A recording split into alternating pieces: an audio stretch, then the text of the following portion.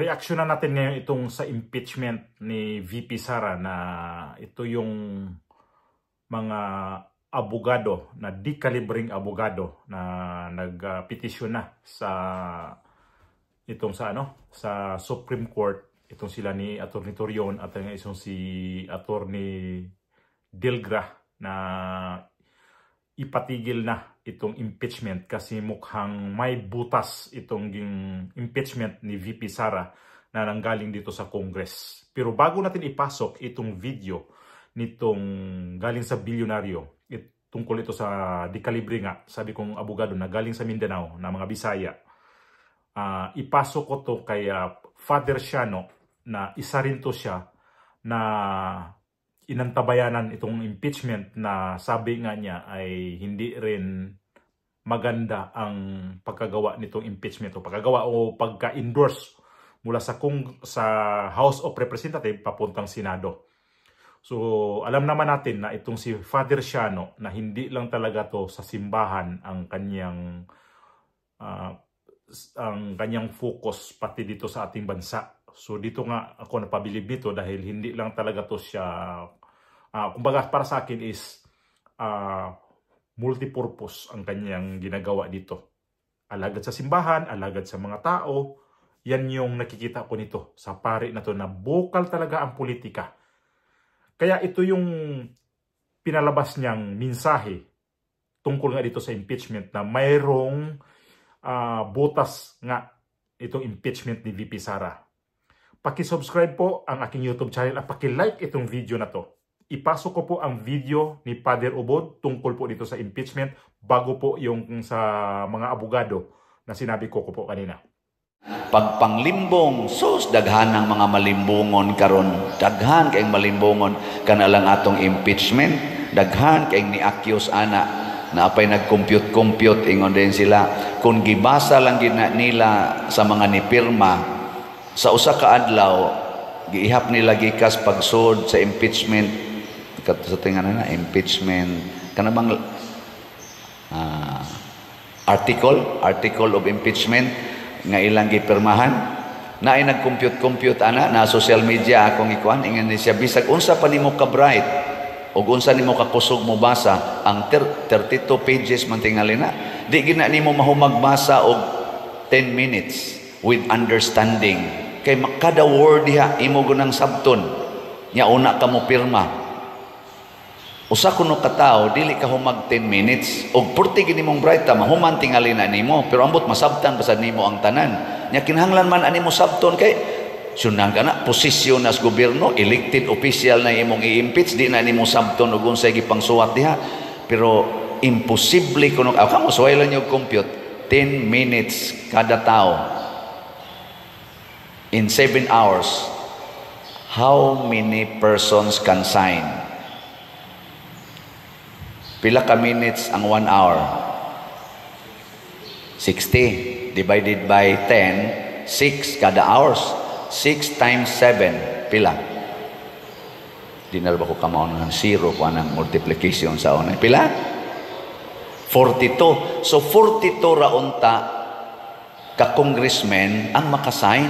Kung tinuod gid nilang gibasa, unya gipamalandungan na ako ning personal conviction.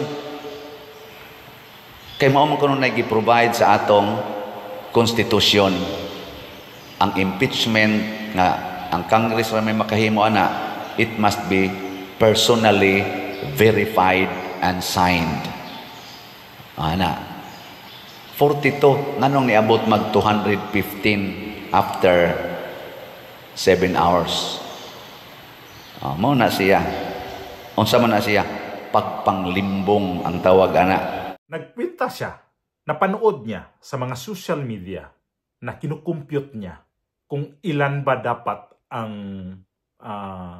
congressman lang ang makapirma sa impeachment. Kasi ito nga yung sinasabi na kapag nakakuha ka ng 103 na signature sa House of Representatives, automatic to sa dadalhin sa Senate. Nakuha nila yun, sobra-sobra pa kasi more than 80% ang nakuha nilang pirma nito. Kasi nakapirma nito mga congressman ay 215. Pero Pero may pero. Hindi sang-ayon dito ang mga abogado. Pati si Father Ubod hindi rin sang-ayon dito. Kasi nga, kinukumpute niya, di ba? Na ano natin kung ilan dapat lang. 40 plus congressman lang ang dapat doon sa 7 oras ang nakapirma.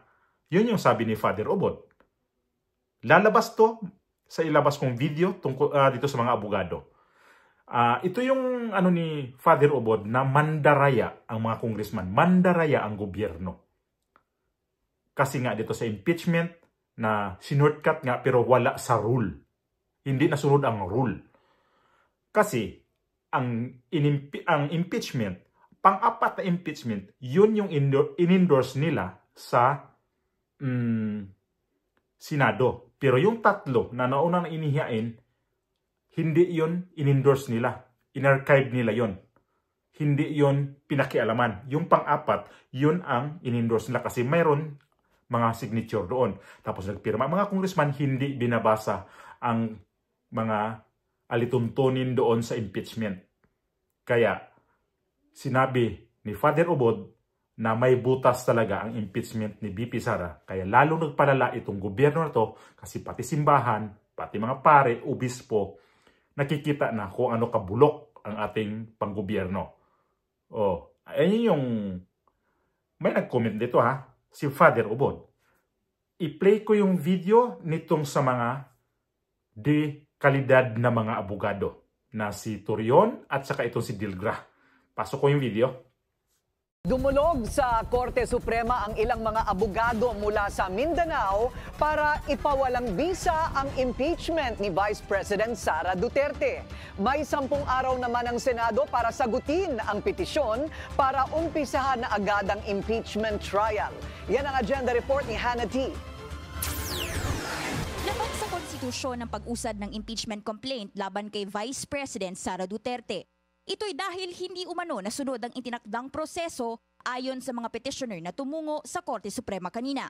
Pinangunahan ng legal counsel ni Pastor Apollo Kibuloy na si Attorney Israelito Torion at legal counsel ni dating Pangulong Rodrigo Duterte na si Attorney Martin Delgra ang paghain ng isang petition for certiorari and prohibition with urgent prayer for temporary restraining order at writ of preliminary injunction. Hiniling ng mga petitioner na ipawalang bisa ang impeachment at pigilan ng Senado na ituloy ang trial hanggat walang desisyon ng Korte Suprema. Nananaigraw ang mga boto ng milyong-milyong Pilipino na sumuporta kay VP Sara noong 2022 elections. Imagine, 32,208,417 votes as against 215 congressmen who did not have the chance to fully read the complaint, understand it, assess any and all evidences attached to the complaint. February 5 nang higit 200 mambabatas mula sa Kamara ang agad na pumirma sa impeachment complaint. Para sa mga petitioner, hindi nabigyan ng pagkakataon ng bise na ipagtanggol ang kanyang sarili bago inusad ng Kamara ang kaso. Ilang kongresista pa raw ang aminadong hindi pa naman nababasa ang dokumento pero lumagda sa reklamo. Within which to look at the complaint, verify all the attachments to the complaint, even if we counted it, they would only have about 1 minute and 2 seconds, no, to finish it all if we believe them. Now, can you understand anything in 1 minute and 2 seconds? Ang kapal-kapal ng impeachment complaint. Bago nakarating sa Senado ang articles of impeachment, may nauna ng 3 impeachment complaint laban kay VP Sara noong 2024. Sabi ng mga petitioner, hindi ginalaw ng Kamara ang mga naunang complaint at sa halip, inantay na lang ang pagsusumite ng ika-4 para maikot ang 1-year bar rule na itinakda ng konstitusyon. Nakasaad kasi sa 1987 Constitution na hindi pwede ang maramihang impeachment complaints laban sa isang opisyal sa loob lang ng 1 taon. We were all in shock simply because of the speed by which the impeachment complaint was filed. There was no proper deliberation, there was no proper discussion. Hinihiling din ng mga petitioner na ideklarang labag sa konstitusyon ang House Rule 4, Section 14. Ang probisyong ito ay nagbibigay daan daw sa mga kongresista na pumirma sa impeachment complaint nang walang masusing beripikasyon. Dapat daw ito ipawalang bisa dahil binababa nito ang pamantayan ng impeachment process. 200 plus na mga pumirma dyan sa Kongreso na nagpapanggap na sila ang boses ng mamamayang Pilipino pero sila mismo yung kumikitil sa malayang pagpapahayag ng mga Pilipino. Inaasahang tatalakayin ng Korte Suprema ang petisyon sa kanilang susunod na agenda. Kung aaprubahan ng temporary restraining order, pwedeng mapigilan ang impeachment trial sa Senado. Pero kung hindi, tuloy ang paglilitis laban kay VP Sara. Nakikita nila doon na mayroon talagang pinaka-butas doon na hindi binabasa ang impeachment doon sa Kongreso. Shortcut na lang. Sige, nangalap ng pirma, bayad kayo, o sige, may project ang pipirma nito, bibigyan kayo ng project sa bawat distrito nyo, bali may kapalit. Ang pirma nila, may kapalit yun kung ano man. Pera o project, yun yung ino-offer. Kasi maniwala kayo sa hindi, ang impeachment hindi yan tatakbo kung walang pera na involved. Hindi yan pwede na impeachment lang yan na walang kapalit. Ilalo dyan sa Congress, hawak ni Bongbong Marcos at saka ni Romualdez. Kaya lahat ng congressman na 215 may humabol pang 25 yata yon. Parang hindi na tinanggap yata yung 25 na humabol. Yung 215, yun yung in-endorse nila sa Senado. So, nakitaan ngayon ang butas nitong mga abogado na to. So, pinatigil nila. Gumawa sila ng petition na itigil yan ang impeachment kasi ang daming mga butas na nangyari dyan. Hindi nasunod yung rules doon sa impeachment na ginagawa sa Congress. Hindi nga daw na hindi daw nakapag si VP Sara doon, yung tawag niyan, may tawag doon na, nasa dulo ng dila ko. Wala siyang, parang di siya pinagbigyan na makasagot doon. Kasi nga, ang pakay nila doon, diretso na. Ngayon, ang bola sa Senado na. Ngayon, may nagpetisyon na naman na madaliin yung impeachment sa Senado. Ngayon, ang sagot naman sa mga senador, bakit, saan yan? Na 2 years yan na mayroon ng impeachment na bulong-bulungan. 2 months yan mahigit na ang impeachment nakaburo sa Kongreso na hindi in-endorse, hindi lang ginalaw. So pang-apat yun ang ginalaw, yun ang in-endorse nila sa Senado. Ngayon ang Senado, yun ang ura-urada nila ngayon na bahala na kayo dyan kasi kayo, sa inyo na yung bula. Ngayon ang Senado, naka-break sila ngayon, Junto dapat ang balik nila. So ngayon ang Korte Suprema, mayroon na silang pinalabas na kailangan sagutin sa mga senador kung ano ba talaga. Umpisahan na ba ang impeachment trial o anong gagawin? 10 days lang ang palugit nito, dapat masagot ng mga senador. So, ating abangan to kasi 10 days lang. So, dapat sila, mayroon ng sagot ito susunod linggo. Kung ano ba talaga, mag-trial na ba talaga sa impeachment o paano kung abutan naman din tong dito sa may mga petition ng mga abogado, paano kung paboran din sa Supreme Court na hindi dapat ang impeachment na to matuloy o hindi ibasura tong impeachment na to kaya hindi nasunod yung rules nila. Kaya itong impeachment na to ni VP Sara, pinilit talaga nila para si VP Sara hindi makatakbo ngayong 2028. Yan yung dahilan kung bakit nila i-impeach ito. Ni isang nitong kaso sa ombudsman kasi pera ang pinag-usapan dito Walang nag-file sa ombudsman. Walang nag-file nito ni isa para masilip talaga yung ginastos niya. Diretso ang impeachment kasi ang impeachment nasisip nila pag ma-impeach natin to, hindi na sila hindi to pwedeng tatakbo by 2028 kasi bawal yun pag na-impeach ka. Ang daming nila dito na option, dapat kasuhan nila to muna. Kaya lang hindi.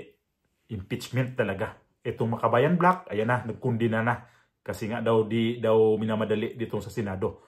Ito ngayon, yung Kongreso sa Senado, parang nagbanggaan na sila kasi minamadali nyo kami. Tapos itong impeachment na to, binuro nyo to ng ilang buwan. Hindi nyo ngayon, naka-break kami ngayon, pinasa nyo to sa amin ang bulan. Ngayon, campaign period pa, Parang ang ano nga nito ni Bato na ang daya nila kasi tinaon pa talaga ang impeachment sa campaign period para hindi sila makakampanya at mapokus lang sa impeachment ang mga senador. So, taktik nila to. May mga taktika to eh. Kaya lang, ang mga tao ngayon nagbabantay dito. Ako gusto ko talaga kung ano ang desisyon dito sa Senado, kung ano man ang nakikita nila dito, kung nakaayon sa batas, ang Supreme Court na ituloy nyo yan, mas maganda. Para uusad talaga to. Di wala namang choice ang mga senador nito. Talagang mag-trial sila dito sa impeachment. Para magkaalaman kung si VP Sara ay ma-impeach na hindi na makatakbo 2028, for sure naman, marami namang papalit kay VP Sara na Duterte. May dalawang Duterte na inaabangan natin yan. Pulong at saka yung si Basti. Pag si Basti ang tatakbo pagka-presidente by 2028, lagot kayo. Kasi parang tatay niya yan ang ugali. Kaya abang-abang tayo dito sa nangyari ngayon kasi itong petition ng mga abogado, ito yung pahintulutan ba talaga o hindi ng Korte Suprema itong impeachment trial ni VP Sara.